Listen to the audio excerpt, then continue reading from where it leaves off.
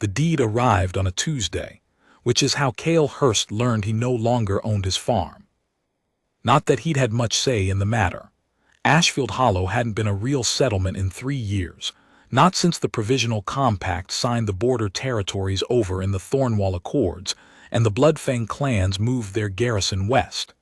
The humans who'd stayed through that first winter were the stubborn ones, the ones with nowhere else to go or nothing worth going back to. Cale knew the type, because he was the type.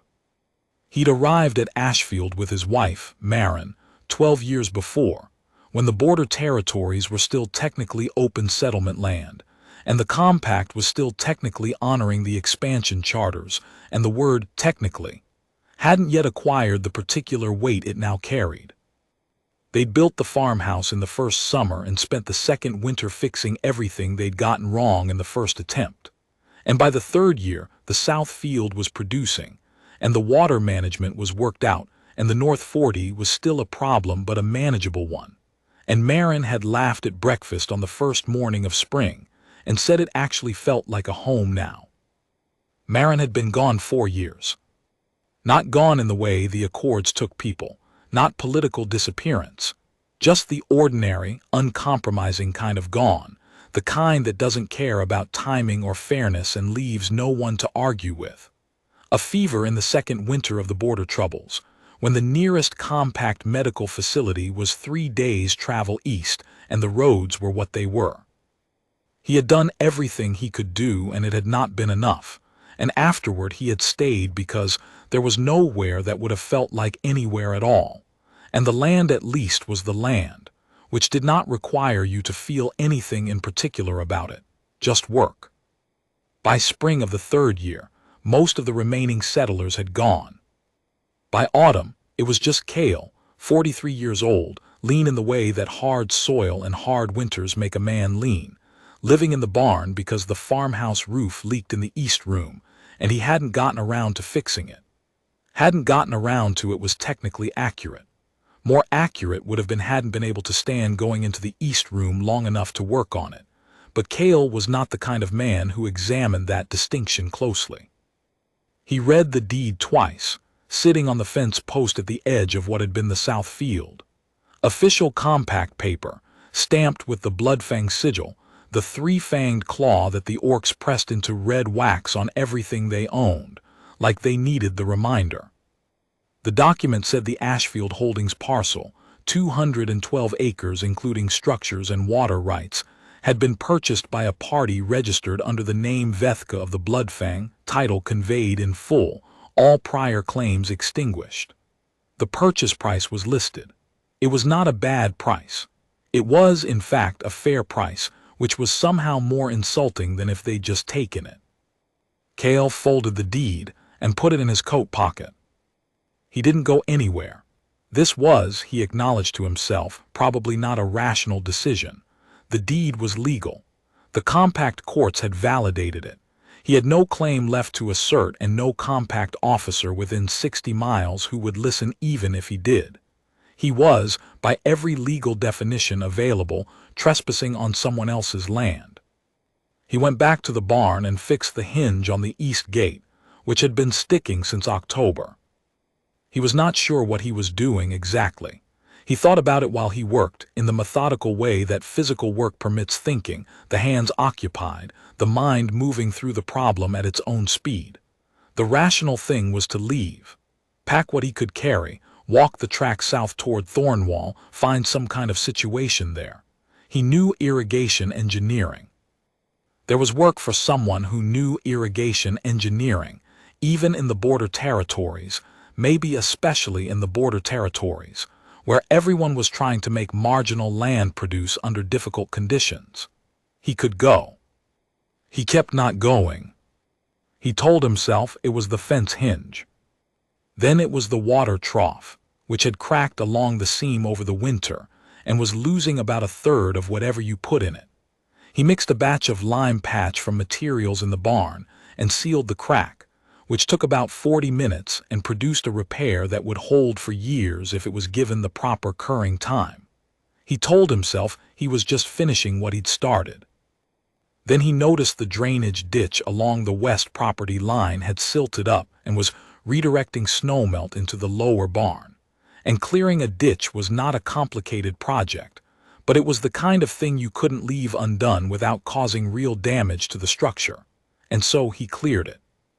By the end of the week, he had fixed the hinge, patched the trough, cleared the ditch, replaced 2 sections of the south field fence where the posts had heaved in the frost, and was looking at the farmhouse roof with the slow, honest assessment of a man who knows a structural problem when he sees one and can't quite make himself walk away from it. He was not sure what he was proving or to whom. Maybe he wasn't proving anything. Maybe it was simpler than that. The land was what he knew, the work was what he had, and doing the work that needed doing was the only thing that had ever felt like the truth. He slept in the upper barn because it was dry. He ate what he'd been eating since autumn. He waited for something to happen without quite admitting to himself that he was waiting. She arrived 2 weeks later with a wagon, 4 soldiers, and considerably less ceremony than Cale had expected from an orc of standing. He'd seen Bloodfang officers before. The garrison commanders who'd rolled through the hollow in the early days wore their rank like armor, all of it outward, all of it meant to be seen, the clan regalia and the formal weapon display, and the deliberate pace of people who know they are being watched and want the watching to leave a specific impression. This one rode up the track to the farmhouse in a flatbed wagon loaded with bundled goods and a few sealed crates, wearing a soldier's travel coat instead of clan regalia, and she didn't stop at the top of the drive to survey the property with the satisfaction of new ownership, the way Cale had braced for. She stopped when she saw him at the gate. The 4 soldiers tensed immediately, hands moving to weapons with the trained reflexes of people who'd been doing this in difficult territories long enough that the reflex had become faster than thought. Cale kept both of his hands visible, resting on the top rail of the fence, which was the clearest signal he knew how to give that said, "I'm not doing anything stupid today." He'd learned the gesture from a compact border liaison who told him it was the single most useful thing a civilian could know in mixed authority territory, and in 3 years it had served him well enough that he'd started to think the liaison had been right. The orc who had bought his farm was larger than he'd expected, and he'd expected large. Bloodfang women ran big clan genetics going back to whatever selection pressure had shaped them in the northern territories over however many generations, and the Bloodfang had been in the northern territories a very long time. Knowing the statistic and seeing the reality were different calibrations. She stood near 7 feet in her travel boots, broad across the shoulders in a way that spoke of genuine structural mass, rather than the padded performance of someone who wanted to appear imposing. Her skin was the color of old slate on a cloudy day, with the faint ridge scarring along her jaw and cheekbone that marked Bloodfang officers of genuine command, not decorative scarring, the kind some younger orcs wore to appear seasoned, but the real kind, the kind you got from actual encounters with things that could hurt you and had. Her tusks were not ceremonially capped, which meant she was not trying to appear civilized for human benefit. It was, in its way, a form of respect. Her eyes, when they settled on him, were a yellow-green that reminded him of the south field in late summer, right before harvest, when the light came at a low angle through the grain. She looked at him for a long moment. He looked back. The soldiers remained tense. "You're still here," she said. Her compact standard was clean, barely accented, with the particular precision of someone who had learned a second language from formal instruction rather than exposure, grammatically exact in ways that native speakers rarely were. "Fixing the fence," Cale said. Another pause. "The deed transferred 2 weeks ago. Hinge was sticking, figured I'd finish it." She looked at the gate. He'd reset the post and replaced the hinge plate and planed the bottom rail where it had been dragging in the mud. It was, objectively, a good repair, the kind of repair that wouldn't need revisiting for a decade if the post was maintained. She didn't tell him to leave. He'd been ready for that, had spent 2 weeks being ready for it, ready for the soldiers to be less patient than she was, for the formal order, for the walk down the track with whatever he could carry. Instead, she studied him with an expression he couldn't read, and then she said something to the soldiers in Bloodfang tongue, a short directive, and the wagon moved past him toward the farmhouse. Cale went back to the fence. He wasn't sure what had just happened. He finished checking the fence line in the section he'd been working on, replaced one additional post that had been marginal, and was putting the tools away when one of the soldiers came around the corner of the house and stopped, watching him work with an expression that occupied the particular territory between confusion and suspicion. Cale rinsed his hands in the water bucket he'd been using. "Trough was cracked," he said, gesturing at the main house trough now neatly patched. "Loses water, I fixed it." The soldier stared at him. The stare communicated several things simultaneously, none of them welcoming, but also not the specific stare that preceded action, which Cale had also learned to recognize. He went back to the barn. He was still there in the morning. He patched the farmhouse roof instead of leaving, because the leaving kept not happening and the roof was real and in front of him.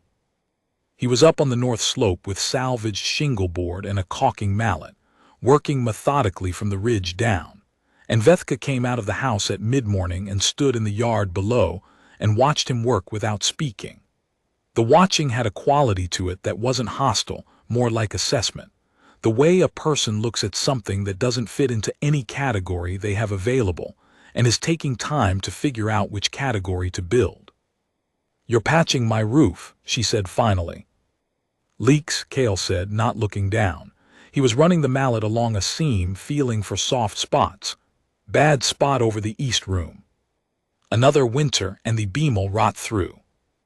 "I didn't ask you to." "No." A silence. He kept working. She kept standing there in the yard, and he was aware of her in the particular way you're aware of something that has decided not to be threatening, but hasn't committed to what it's decided to be instead. "What do you want?" she asked. It wasn't a hostile question. It sounded genuinely curious, the question of someone who was encountering a situation they didn't have a framework for and had decided to ask directly rather than guess. He set the mallet down and thought about it. He wasn't sure how to explain that he didn't want anything in particular beyond the simple mechanical fact that the roof needed fixing, and he was the person on the property who knew how to fix it. He wasn't running a negotiation, wasn't trying to establish some implicit claim, wasn't making a philosophical statement. The roof leaked and the beam would rot and he could fix it, and the clarity of that logic was the only clean thing he had available. "Nothing," he said. "Roof needs doing before the rains come." She stood there for another long moment, and then she went inside.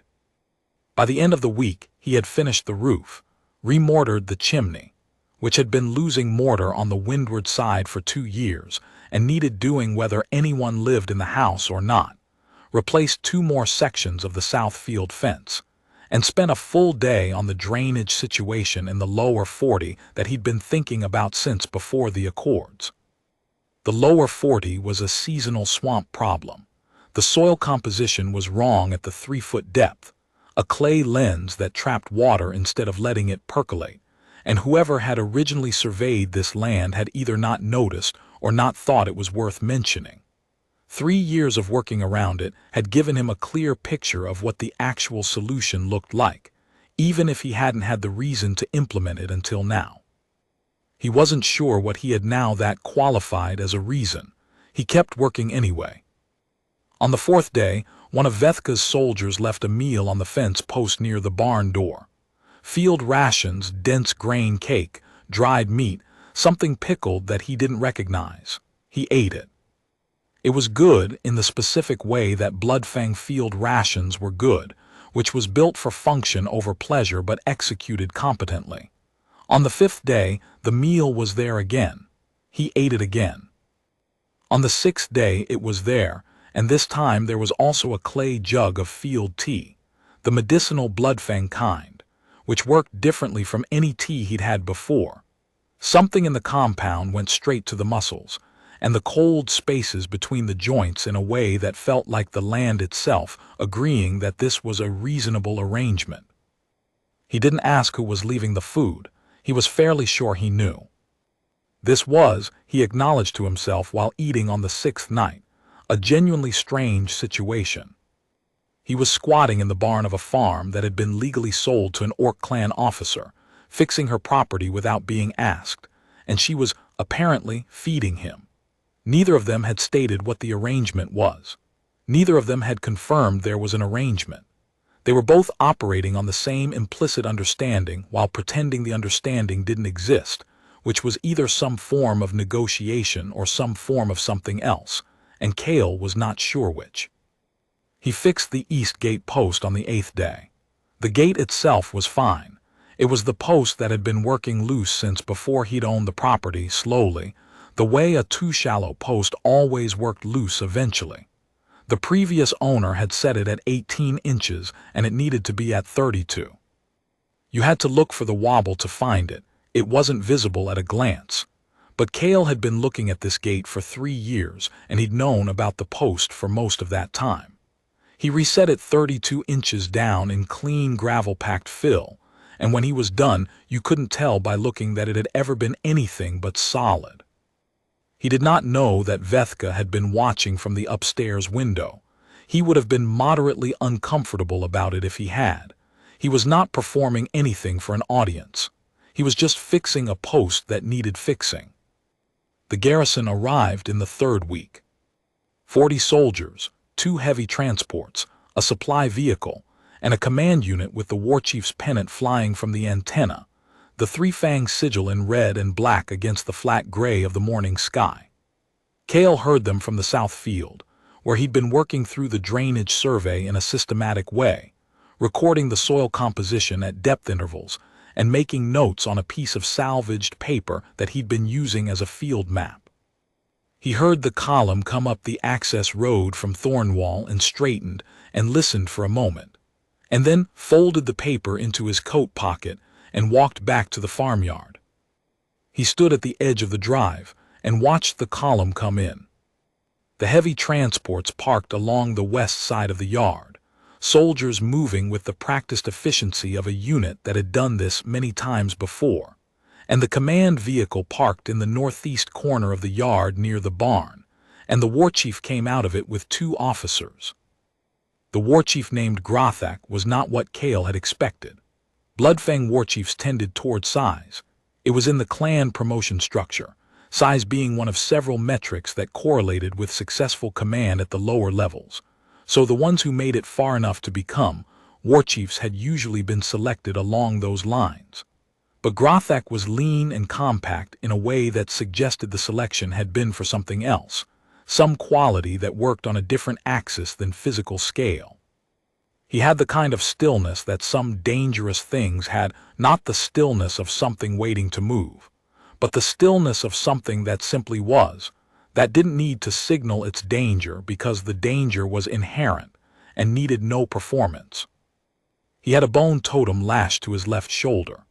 Cale had seen the clan magic objects before.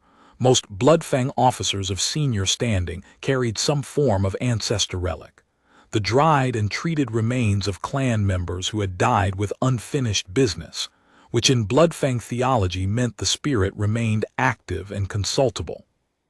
This one was a skull, roughly fist-sized, mounted on a bracket of hammered iron and fitted with resonance wire at the temple points that made it capable of producing a vestigial sound when the spirit animating it tried to communicate. Grothak addressed it occasionally in the way some officers muttered to themselves, except that this one paused to listen after each address, and whatever he heard seemed to factor into the decisions he made next. He looked at the farmyard, the patched roof, the clean fence line, the cleared drainage ditch, the solid gate post, and then he looked at Cale, and his expression was the expression of someone who has already categorized a thing and knows how they intend to handle it. "This one stays," he said to Vethka, who had come out of the farmhouse at the sound of the column arriving. It was not a question. It was not, technically, a command either. Vethka held the property authority, and Grothak was careful about the lines of authority in civil territory, in the same way that a man who plans to operate outside certain lines is careful to acknowledge those lines exist before he crosses them. "He's harmless," Vethka said. "He fixes things. I know what he is." Grothak looked at the bone totem, tilted his head briefly as though listening to something only he could hear, and then looked back at Kale with the specific attention of someone who has been given a recommendation and is evaluating it. The bloodbind calibration process requires a resilient initial subject. Human males in the 40-year range test well for the primary protocol. The peripheral nervous density holds the compound better than younger tissue. Kale understood what was being said. He'd heard about the bloodbind process from the settlers who'd come back from the East settlements, the ones who could still form coherent sentences, which was not all of them. The process was a clan doctor technology, partly alchemical and partly what the Bloodfang called resonance imprinting, a phrase that was technically descriptive and practically horrifying. The alchemical compound colonized the sympathetic nervous system over the course of a controlled exposure, introducing a secondary signaling pathway. The resonance imprinting used command tone frequency, a specific harmonic that Bloodfang officers trained to produce, to activate that pathway. The result was that the imprinted subject retained full consciousness and continuity of self, but found, under command tone activation, that their own intentions and desires aligned with whatever the issuing officer wanted. It was not described by the Bloodfang as control. It was described as realignment. The compact treaty language that technically prohibited direct volition stripping in territories with recognized human civil status had been written before the bloodbind technology existed, and the legal gap between eliminating volition and introducing secondary signaling that supersedes existing volition was the gap that Grothak's program operated in. The settlers who came back from the East described it, when they could describe it at all, as feeling like the thing you most wanted to do was exactly the thing being asked of you. Several of them had described feeling grateful for the instruction. One of them had described it as a relief. Kale looked at Vethka. She was looking at the middle distance between him and Grothak, her jaw set, her expression doing the complicated thing he'd been watching for 3 weeks. She didn't say anything. He watched her not say anything for the 3 seconds it would have taken to say it, and then he understood that she was not going to say it, and he turned back to Grothak without any particular expression of his own, because producing expressions for situations like this one required energy he preferred to spend elsewhere. 2 soldiers stepped up on either side of him. He kept his hands visible. He didn't fight it. They used the lower barn. The clan doctor named Osek set up the apparatus in the cleared center of the space, bronze vessels connected by biological material tubing, a heating brazier, a containment structure that could be sealed. The process was not brutal. That was one of the things about it.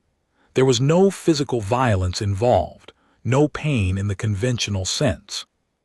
Osek walked through the technical explanation with professional precision, in clean, compact standard, as though the clinical accuracy of the description was itself a form of courtesy. The compound achieves primary colonization of the sympathetic pathways in 4 to 6 hours, Osek said. The sealed environment maintains the necessary concentration. You will remain conscious throughout. There may be some discomfort at the threshold of pathway establishment, a sensation at the back of the skull. Some subjects describe it as pressure, others as a low tone. This is normal and resolves as the compound stabilizes. Kale was in the sealed chamber for 6 hours.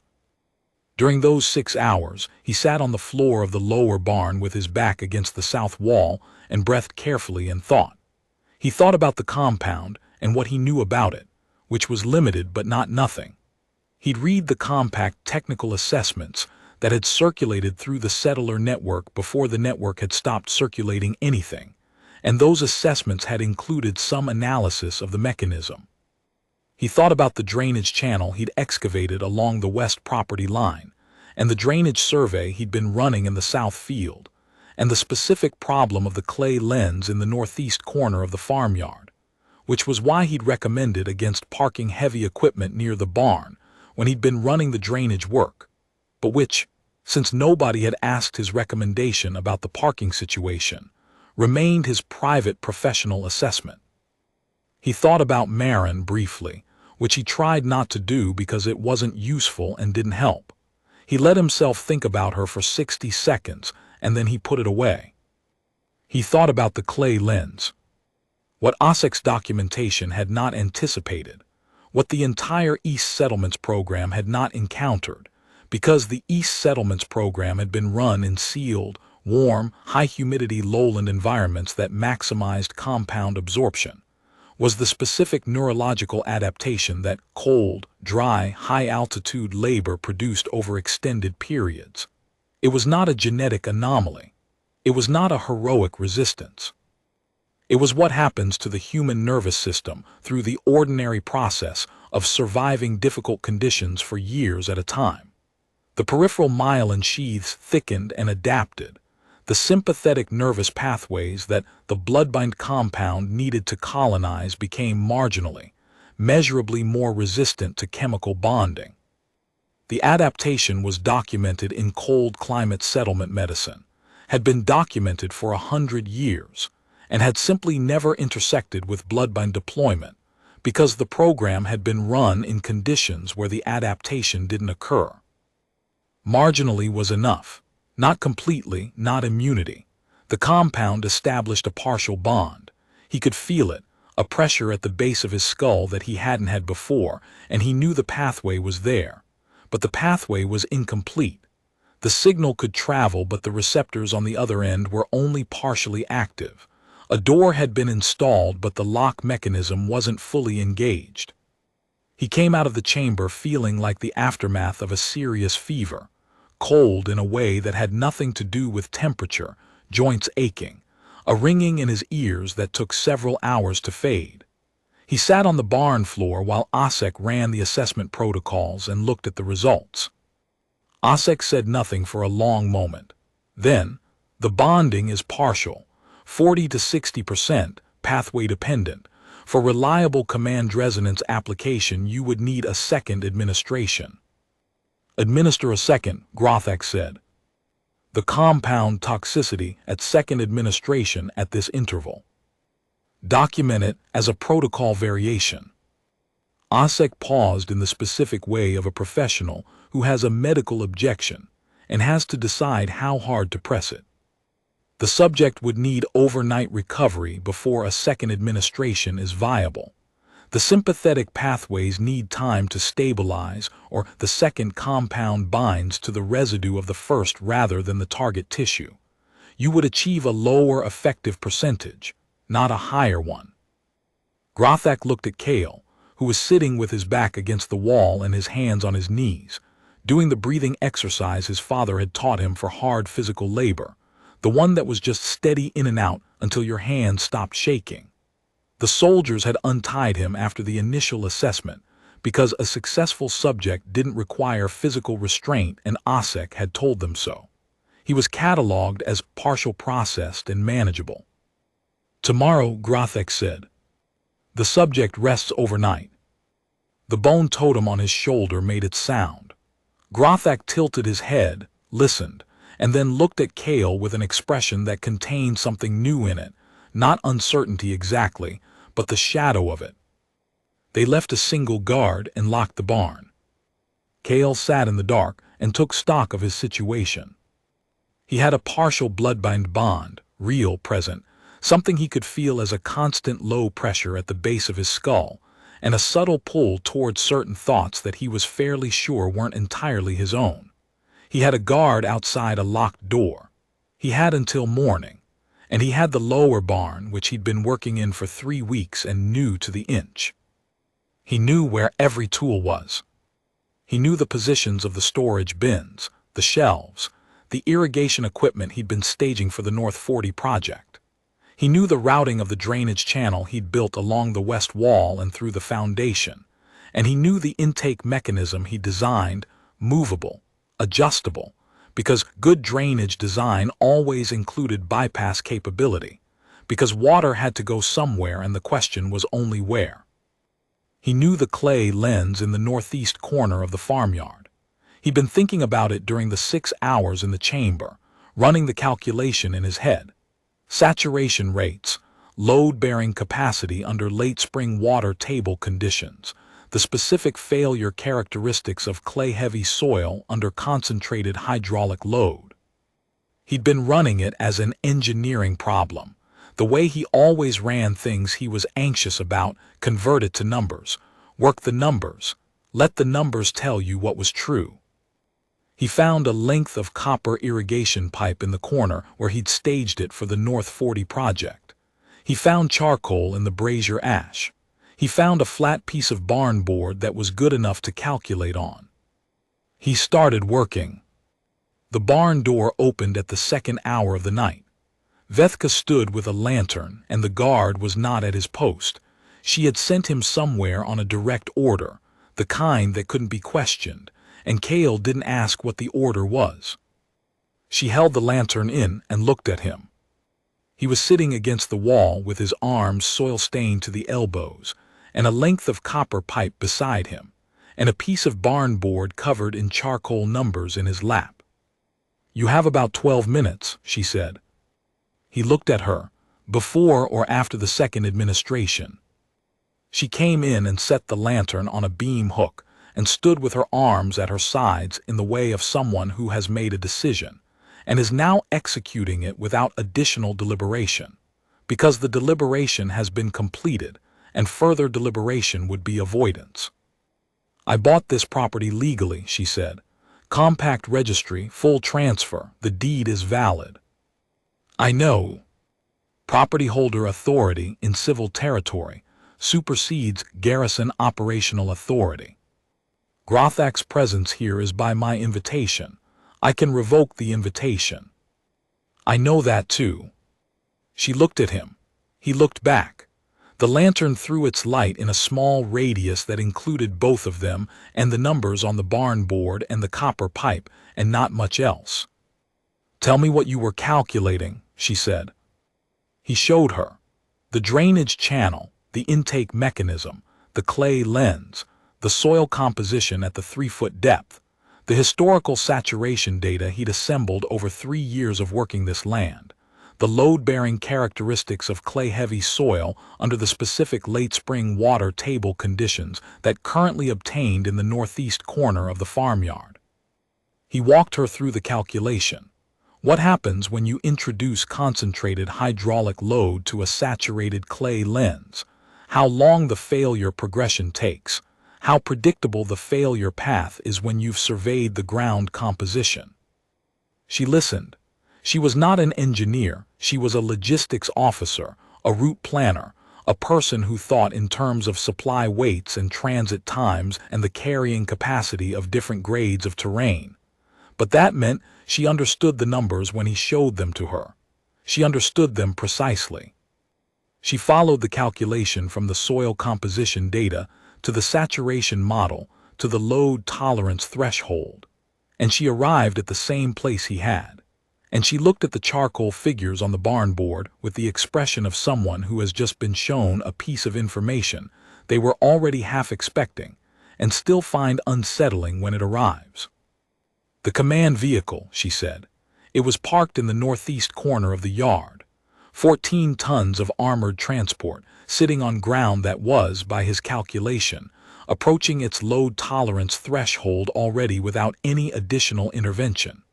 He had driven no stakes, moved no earth, done nothing to the ground since the garrison arrived. He had simply cleared the drainage that had been relieving the pressure that had been building under that corner for 3 years, and the ground was doing the rest on its own, the way ground does when you stop arguing with it." "Yes." "Grothak's command vehicle." "Yes." She was quiet for a moment. He watched her think. She had a particular quality when she was thinking hard, a stillness that was different from the stillness of attention, deeper and more internal. He had noticed it over 3 weeks of working within her line of sight, the way she went quiet in her body when her mind was working, like all the energy pulled inward. He had not particularly meant to notice things about her. He had simply been present and attentive, and some information accumulated whether you were trying to collect it or not. Grothak doesn't know about this property's drainage situation, she said. No. He has no documentation of the northeast corner substrate. Nobody has. I've been doing the survey myself. Hadn't gotten around to filing anything with the compact land registry. She looked at him, and he thought he saw something that might have been the ghost of dry humor cross her face before the formal expression closed back over it. Convenient. I prefer thorough, Cale said. A good survey takes time. She set the lantern down on the floor between them and sat on the edge of the supply shelf, which put them at something closer to eye level. She had to angle down still, but not as much.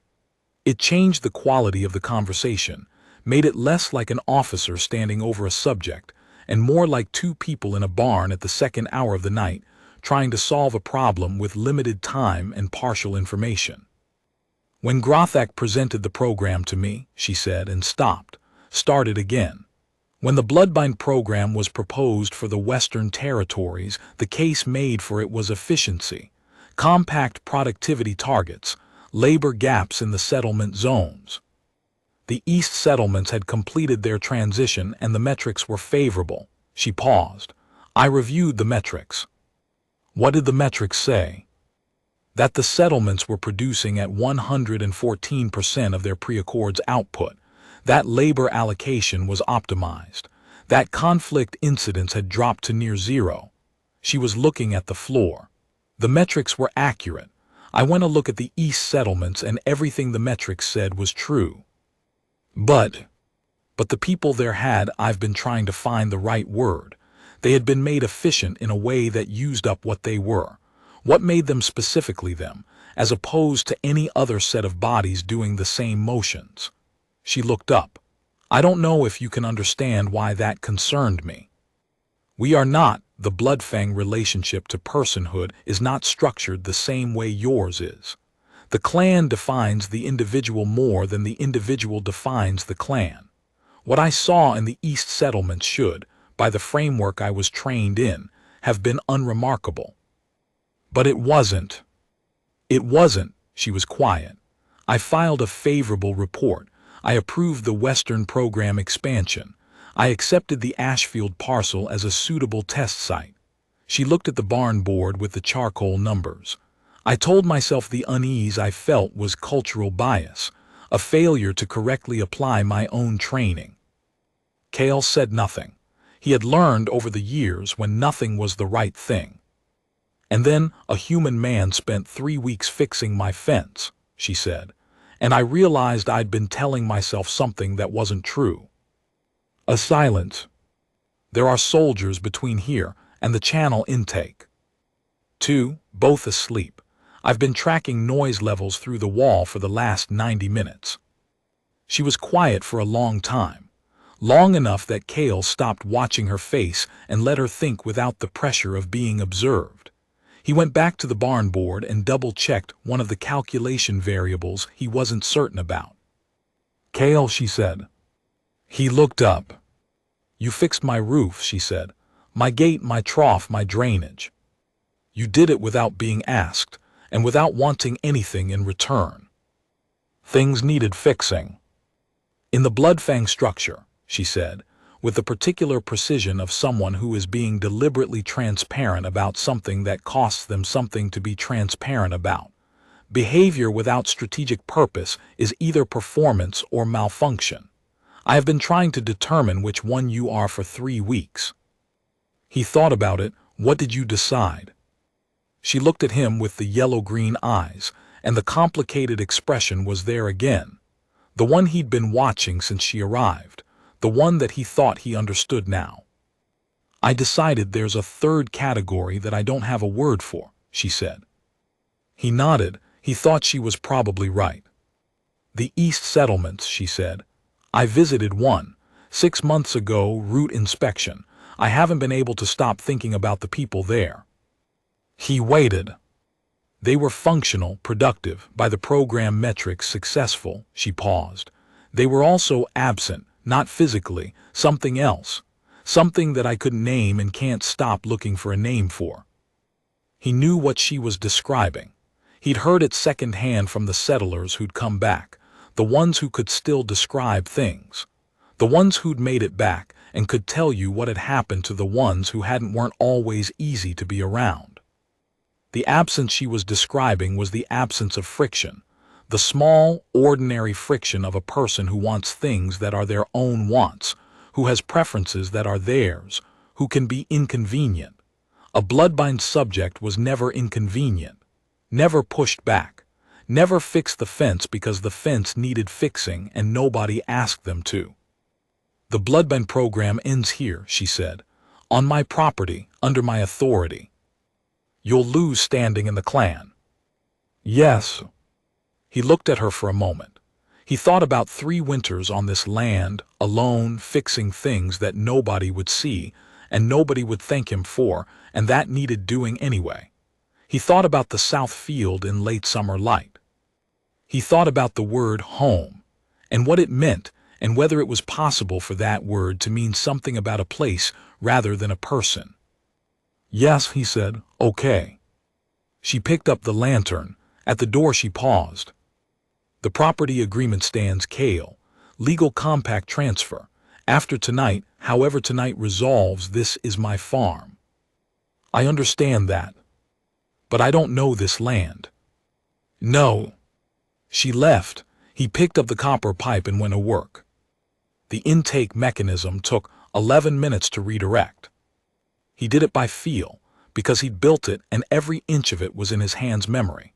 The way every inch of this land was in his hand's memory. The way land gets into your hands when you've been working it long enough that your body knows it the way it knows the distance from your bed to the door in the dark. The diversion took the water that had been running east along the channel and turned it northeast, toward the clay lens. He checked the rate of flow, adjusted the intake angle 2 degrees, checked it again. Good. He went back to the barn and sat down and waited. Clay-heavy soil under saturation, load fails the way honest things fail. Progressively, predictably, without drama. The failure begins at the weakest point and propagates along the paths the water has been finding for years, and a good engineer can read those paths in the ground before the failure happens. Kale had been reading this ground for 3 years. He knew the failure path. He knew the timeline, within 40 minutes either way. He knew that 14 tons of armored command vehicle sitting on a saturated clay lens, under conditions that had been approaching threshold before he'd done anything at all, would begin to settle in the early morning hours, and that the settling would not stop. He sat in the dark and breathed and waited. At the 4th hour of the night the command vehicle began to sink, not catastrophically, not with noise or spectacle. A slow, inexorable list to the driver's side rear, the kind of thing you'd notice only when you went to check on it. The kind of thing that meant the vehicle wasn't going anywhere without a recovery crane and an engineer who understood the soil conditions. Kale had already been thinking through the extraction plan. He knew exactly what it would take. He was prepared to be helpful about it. Grothak came out of the farmhouse at first light and walked to his command vehicle and stood looking at it. The rear axle was 17 inches below grade on the driver's side. The vehicle had a slight torque that had stressed the frame. The northwest wheel had lost contact with the ground entirely. Grothak turned and walked across the yard to Kale, who was sitting on the fence post at the edge of the drive in the same spot where he'd been sitting 3 weeks ago when he read the deed. The 2 officers flanked Grothak. Soldiers moved into positions throughout the yard. Kale kept his hands on his knees. You did this, Grothak said. The drainage situation on the northeast corner has been a documented concern since before I owned the property, Kale said. I've been working on it. It's a complicated soil profile. The command resonance activated. Kale felt it, the pull intensifying, the pressure at the base of his skull doubling as Grothak deliberately activated the pathway, the bloodbind compound responding to the resonance frequency. The 60% bond was fully alive. He could feel the gap between what the compound wanted him to do and what he was doing, and the gap was the width of 3 winters and the specific neurological fact of what those winters had done to his peripheral myelin sheaths, and he leaned against it the way you learn to lean against things on a farm, with your weight low, your feet planted, and enough patience to outlast the pressure. Grothak held the resonance and said, in the formal command tone that activated the full protocol, "Kneel." Kale sat on the fence post. "Kneel," Grothak said again, the tone harder. "No," Kale said. It was not a complicated word. It was accurate and it was complete. He did not kneel. He was not going to kneel. The compound was doing everything it was designed to do, and he could feel every bit of it. The pull and the pressure, and the way the pathway tried to find the grip it was looking for. And the answer his body gave back was no, again and again, in the patient, insistent language of a nervous system that had been shaped by difficult ground and cold mornings, and 3 years of doing work that nobody saw. He was not immune. He felt it all. The gap between what the compound demanded and what he was doing was not effortless. It was work, the specific kind of work he knew best, the sustained, grinding kind, the kind that doesn't look like heroism because it looks like just standing there. He stood there. The resonance held for a long time. Long enough that the soldiers in the yard had gone very still, watching something they hadn't seen before and didn't have a framework for. Long enough that the bone totem on Grothak's shoulder made its sound twice, 3 times, and Grothak listened, and each time looked back at Kale with an expression that was changing slowly from certainty to something different. He dropped the resonance. Kale breathed. The pressure at the base of his skull didn't go away, the compound was still there, would be there for weeks, but the active push dropped and the gap closed back to its ordinary width, which was manageable. Vethka came out of the farmhouse. She was wearing her clan coat and her expression was formal, the one for official conduct. "Warchief Grothak," she said, "I'm exercising property holder authority under Article 7 of the Compact Civil Accords. The Bloodbind program is suspended for this parcel as of this moment. All garrison operations on Ashfield Holdings require my direct authorization. I am withdrawing that authorization and requesting that your column relocate to the designated garrison staging area at Thornwall South by end of day." Grothak looked at her. The bone totem made its sound. He listened. "The vehicle requires recovery," he said. "My engineer will provide consultation on the extraction, as a courtesy." Grothak looked at Kale one more time. Kale looked back. Grothak had built his program on a premise that human will was a mechanical function, a signal pathway that could be intercepted and redirected like water through a channel. The program was not wrong. It had worked in the East. The premise held in conditions it had been designed for, in populations that lived the way most populations lived, in environments that didn't produce the specific and unremarkable adaptation that 3 years of cold-altitude farm labor could produce in the peripheral nervous system of a man who was just doing his job. But premises have limits. Every engineer knows this. You build your model on the data you have, and the data you have is never complete, and the world occasionally produces a condition your model didn't account for, and when it does you have a choice. You can call the condition an anomaly and file it away and continue with your model, or you can accept that your model has an edge and map where the edge is. Grothak was intelligent enough to do the second thing. Kale could see him doing it in real time, the recalibration behind the stillness, the warchief's discipline applying itself not to suppression of the situation but to honest assessment of it. He looked at the sunken vehicle, and he looked at Kale on the fence post, and he looked at Vethka standing at the farmhouse door with Article 7 in her voice, and he ran the calculation. The bone totem made its sound, low and dried, the ghost of a voice that had once belonged to someone who had died with unfinished business. Whatever it was saying to Grothak, he listened to it with the attention of someone who had been consulting it for a long time and had learned to trust the quality of what it offered, even when, especially when, what it offered was not what he wanted to hear. He looked at Kale one final time, and what was in the look was not defeat and was not threat, but was something more like the acknowledgement of one professional by another. You outplayed the terrain. I see it. We both know what happened here. The look lasted 3 seconds and then it was gone, and Grothak turned to his officers and the column began to move. The column relocated by midday. The vehicle extraction took until the following morning.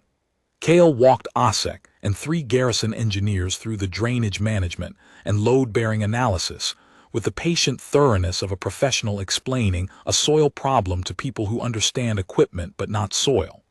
He was not unkind about it.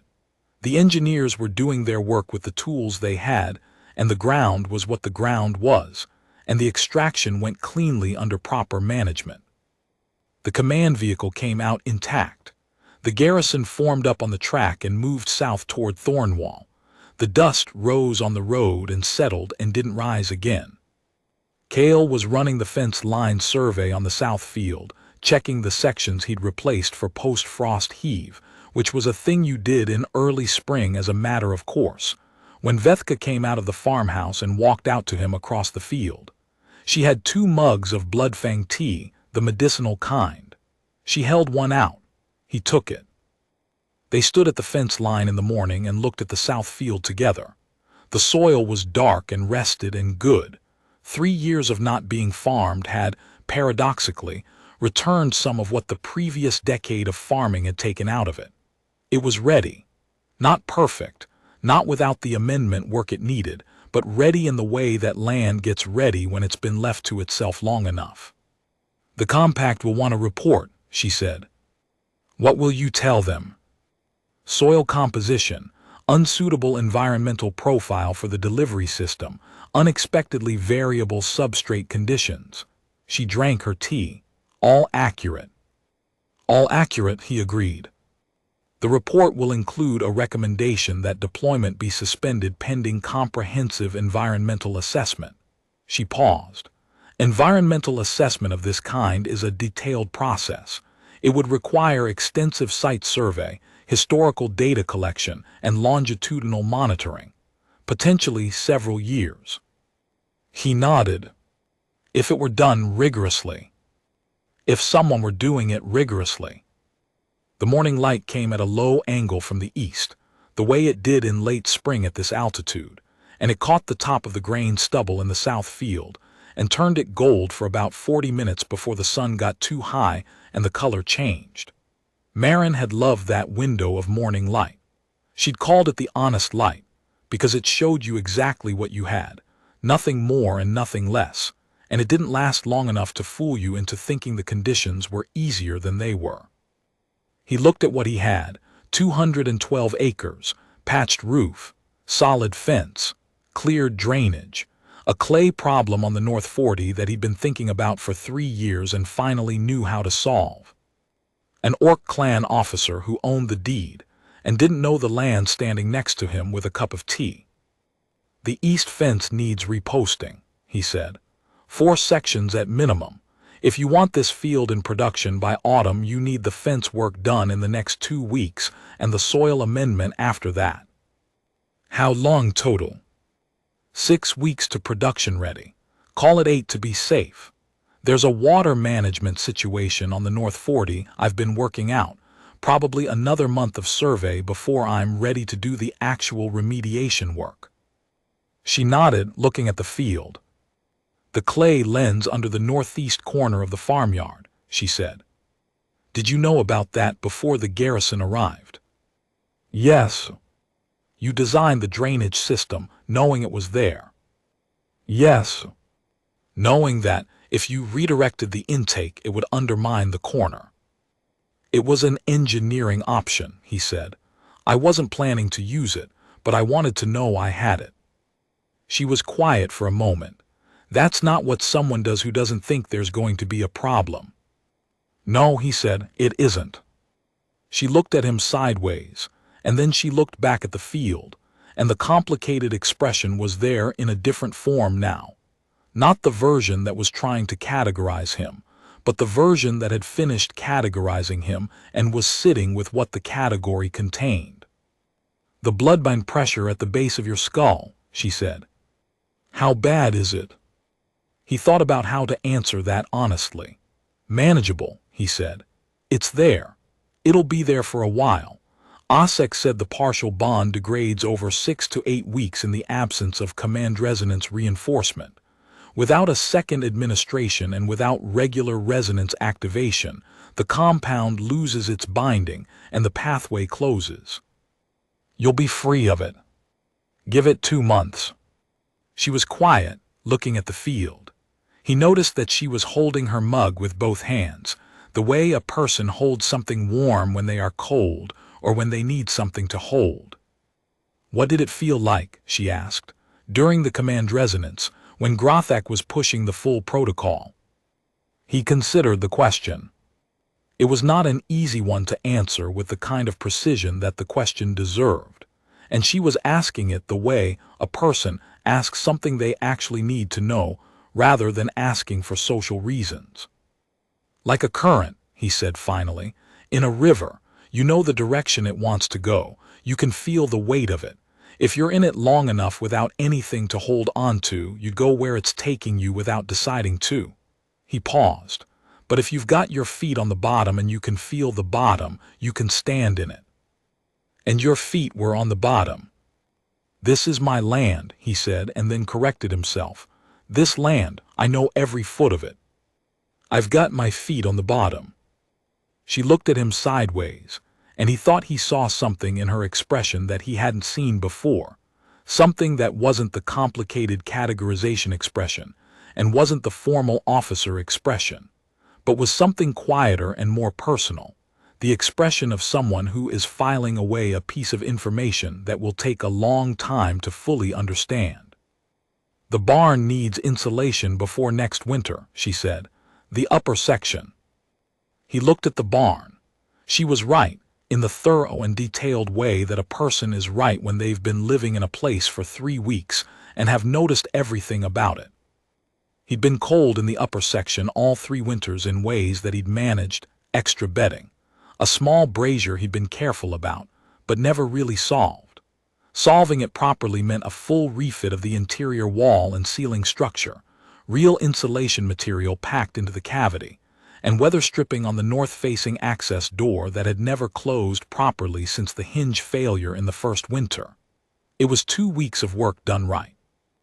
He'd been putting it off because there had always been something else, and he was aware now that the something else was partly that fixing the barn properly would have felt like admitting he was going to stay in the barn indefinitely, and that admission had been, for a long time, harder than the cold. He wasn't sure it was hard anymore. I can handle that, he said. Good, said Vethka. After the fence, he said, and the soil amendment survey on the south field, and the preliminary drainage assessment on the north 40. He was ticking through the list in the methodical way he'd been ticking through lists on this land for 12 years. Probably late summer before I get to the barn, if the summer goes the way I think it will. How do you think the summer will go? He looked at the field. The soil was dark and rested. The drainage was sound, except for the north 40, which was a known and solvable problem. The fence was solid where he'd worked it, and the remaining sections needed doing, but nothing was structural. The roof held. The trough held. The gate post stood straight at 32 inches of depth, in clean gravel-packed fill. Good, he said. I think the summer will go good. She looked at him, and then at the field, and then back at him, and the expression was the complicated one again. But this time it had a quality to it that he couldn't name and didn't try to, because some things were better understood gradually, and in the context of a great deal of ordinary work, rather than in the context of a conversation. The morning light was still in the honest window. gold and flat and precise, showing you exactly what you had, no more and no less, for exactly as long as it lasted before the sun climbed past the angle that made it work. He finished his tea. She held out her hand for the mug, and he gave it to her, and their fingers were close for a moment in the passing of it and then weren't. He went to get the fence post digger. The east fence was 4 sections and maybe 1,000 feet of line, and the soil was good at depth except for one section near the creek bed where he'd need to pack gravel, and the whole job would take the better part of a week done properly. And the south field was waiting, and the North 40 had a water management problem that would need careful surveying before it could be solved, and then careful work to solve it, and the barn needed insulating before winter. And there were 30 or 40 other things behind those that he hadn't gotten to yet. Cale Hurst, 43 years old, former irrigation engineer, widower, squatter, trespasser, and now, the legal term was ambiguous, the personal term was still forming, picked up his fence post digger and walked toward the east line in the honest morning light. There was a lot of work to do. He had never been better suited for anything in his life.